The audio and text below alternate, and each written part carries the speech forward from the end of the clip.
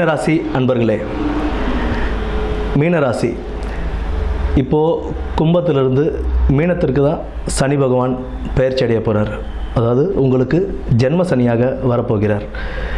ஜென்ம சனியாக வரும்போது உங்களுக்கு 3ஆம் இடமான ரிஷபத்தையும் 7ஆம் இடமான கன்னியையும் 10ஆம் இடமான தனுசு ராசியையும் சனி பகவான் பார்க்குறார்.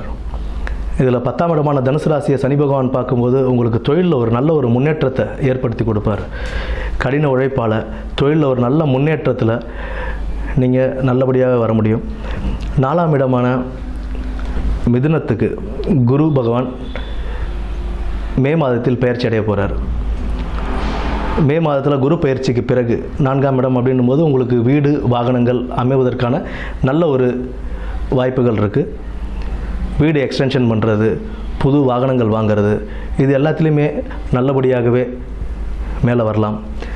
இதில் குரு பகவான் தன்னுடைய ராசியான தனுசு ராசியையும், அதாவது உங்களுக்கு 10ஆம் இடத்தையும் குரு பகவானும் சனி பகவானும் பார்ப்பதனால உங்களுக்கு நல்ல ஒரு தொழிலில் நல்ல ஒரு முன்னேற்றங்கள் கிடைக்கும். இதில் 12ஆம் இடமான கும்பத்தையும் குரு பகவான் பார்ப்பார். அதாவது இத்தனை வருடங்களாக வெளிநாட்டுக்கு போகிறதுக்கு ட்ரை பண்ணிகிட்டு இருந்தவங்களுக்கு ஒரு நல்ல ஒரு பொற்காலமாகவே இந்த குரு பயிற்சிக்கு பிறகு உங்களுக்கு வெளிநாடு போக வேண்டிய யோகம் இது எல்லாமே நல்லபடியாகவே அமையும். ஏன்னா 12ஆம் இடத்தை குரு பகவான் பார்க்கும்போது உங்களுக்கு அதில் இருந்த தடை தாமதங்களை நீக்கிட்டு நல்ல ஒரு கம்பெனியாக பார்த்து நீங்கள் நல்லபடியாக போய் ஜாயின் பண்ணுறதுக்கான வாய்ப்புகள் நிறைய உண்டு. ஏன்னா 10ஆம் இடத்தை சனி பகவானும் குரு பகவானும் சேர்ந்து பார்க்கறதுனால உங்களுக்கு தொழிலில் நல்ல ஒரு மேன்மைகள் கிடைக்கும்.